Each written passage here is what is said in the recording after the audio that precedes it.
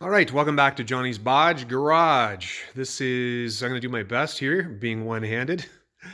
So this is the right rear fender, the one on the right, the inside, the right rear fender of a 1952 Jaguar Mark 7.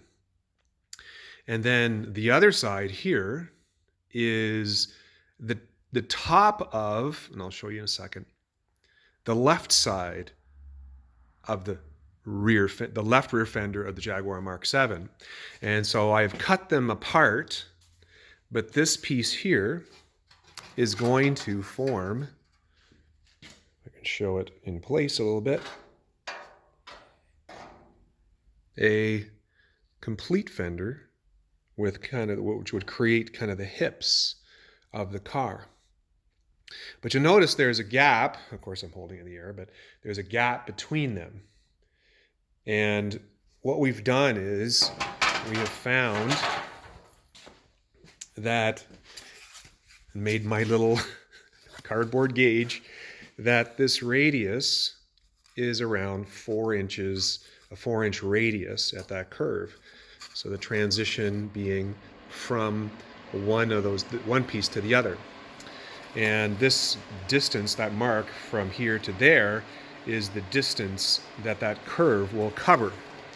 And so what we did was we got some stock. It's 5 inches by 2 feet long, because I only want to do basically one piece at a time, like half of it at a time. And I took a stump and cut essentially a curve that goes down and up, a long curve, but then retains the 4-inch radius in this direction. And what we did was I tried the first couple of pieces. So this is what's the right bottom, and you'll notice it pretty well fits right in this curve. It's got a bit more of a bend to it this way than what's in the stump, but that's because the curve at the bottom of this fender is more than it is at the top.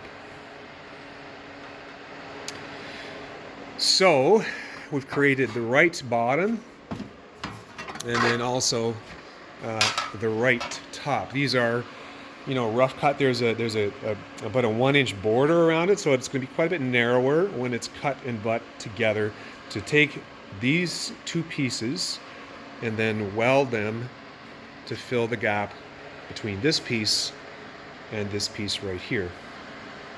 So what I started with was, I had an old oxygen tank from my son and took the valving off of it and turned it into, you just notice there's some Schedule 40 about 1-inch diameter pipe welded to it, and I used that to begin to create the 4-inch curve, the tight 4-inch curve, and then using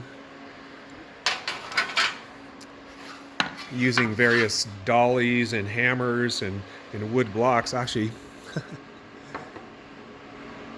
I had an old oak post, and I'm just hammering it into that shape.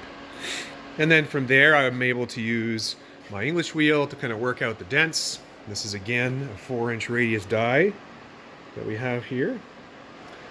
And yeah, that's what we've got. So we have a pretty good start. This is a rough start, but a pretty good start on making 2 gap pieces to go from here, weld across this fender, this part of the fender, and that part of the fender together.